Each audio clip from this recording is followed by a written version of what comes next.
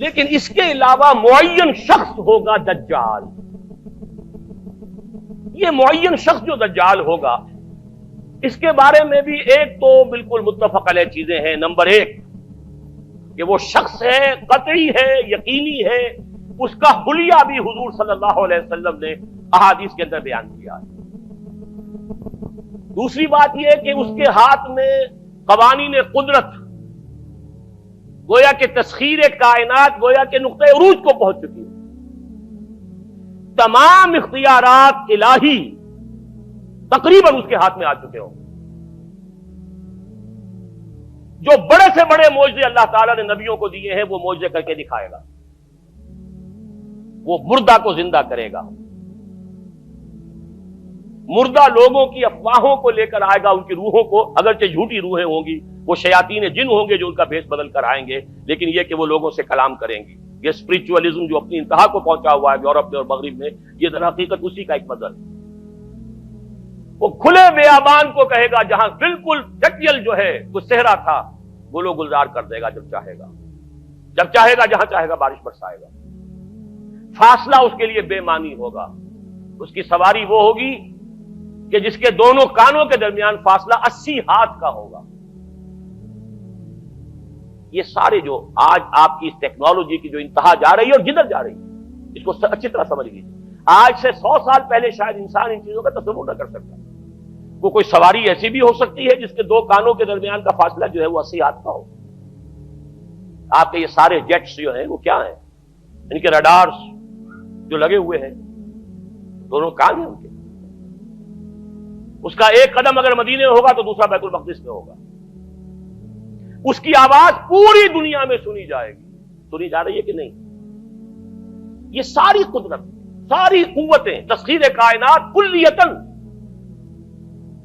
ایک آدمی کو چیر کر دو ٹکڑے کرے گا، دونوں ٹکڑوں کو علیحدہ کرے گا، ان کے درمیان چلے گا اور پھر ان دونوں کو جوڑے گا اور کھڑا کر دے گا. احادیث میں ساری موجود ہے. سرجری جدھر جا رہی ہے کوئی عجب نہیں کہ وہاں تک آدمی پہنچ جائے. فریز کر کے تو یہ معاملہ اب ہو ہی سکتا ہے، لیکن یہ کہ ابھی اگلا اور قدم کیا ہوگا کچھ نہیں کہہ سکتے. یہ چیزیں تو ہیں متفق علیہ. البتہ کچھ معاملات کے اندر احادیث میں کچھ اختلاف پایا جاتا ہے اور یہ مشکلات الحدیث میں سے. اور میں بھی چونکہ اس مسئلے میں اب تک بھی اسی درجے میں، ابھی قطعیت کے ساتھ میں کوئی بات نہیں کہہ پا رہا ہوں، لیکن اب چونکہ گمان غالب کے درجے میں ایک رائے تک پہنچ چکا ہوں، اس لیے میں نے آج اس بات کو آپ تک پہنچانے کے لیے یہ عنوان اختیار کیا.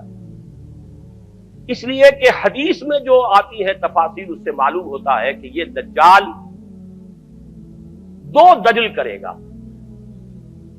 یا تو وہ دو دجل کرنے والے دو دجال علیحدہ ہیں، یا یہ دونوں دجل کرنے والا شخص ایک ہی ہے. بس یہ مسئلہ ہے کہ جو آج تک مجھ سے حل نہیں ہوا تھا، اب تک کہنا چاہیے آج تک نہیں.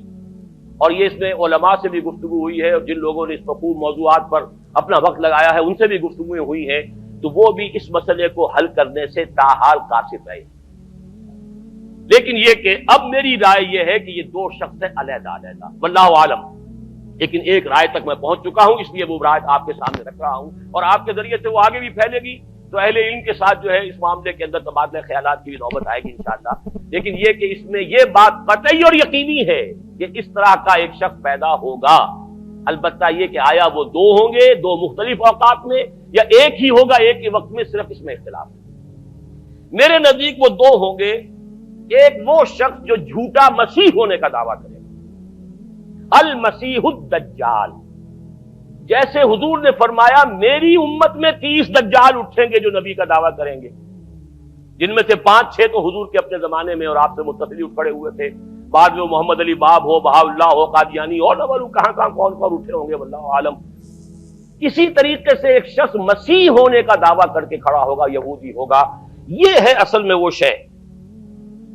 اور اس میں جو ان دونوں شخصیتوں کے مابین اگر کوئی ذرا سا اگر ابہام رہا ہے تو میں ایک حدیث بھی نوٹ کر کے لایا تھا، حضرت عبادہ ابن صامت رضی اللہ تعالی عنہ سے ہے، عن رسول اللہ ہے، انی حدثتکم عن الدجال حتی خشیت اللہ تعقلوا. میں نے تمہیں دجال کے بارے میں بہت سی باتیں بتائی ہیں تو مجھے یہ گمان ہوا کہ شاید تم اسے سمجھ نہ پاؤ. یہ اندیشہ خود حضور صلی اللہ علیہ وسلم کو ہوا ہے، اور یہ سنن ابی داؤد کی روایت ہے۔ بہرحال میں جو کچھ عرض کر رہا ہوں کہ میں اس رائے تک پہنچا ہوں کہ یہ دو علیحدہ شخصیتیں ہیں۔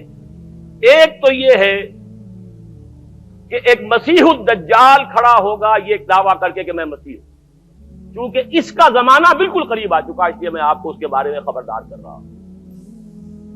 دوسرا جو مسیح جس کی شخصیت مسیح دجال کی آتی ہے، دجال اکبر، میں صرف اشارہ کروں گا، پھر کبھی انشاءاللہ اس موضوع پر تفصیل سے گفتگو ہوگی، وہ میرے نزدیک بالکل قریب قیامت کی ایک علامت ہے۔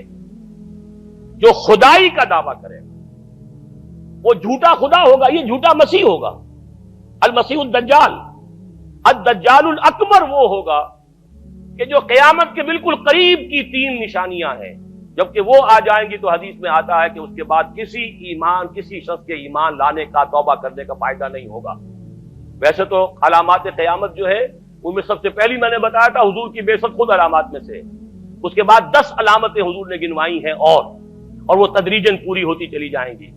آخری علامات کے لیے حدیث سن لیجئے، عن ابی ہریرہ رضی اللہ تعالی عنہ قال قال رسول اللہ صلی اللہ علیہ وسلم ثلاث اذا خرجنا لا ينفع نفسا ایمانا لم تكن آمنت من قبل او کسبت فی ایمانها خیرا، طلوع الشمس من المغرب وخروج الدجال ودابۃ الارض۔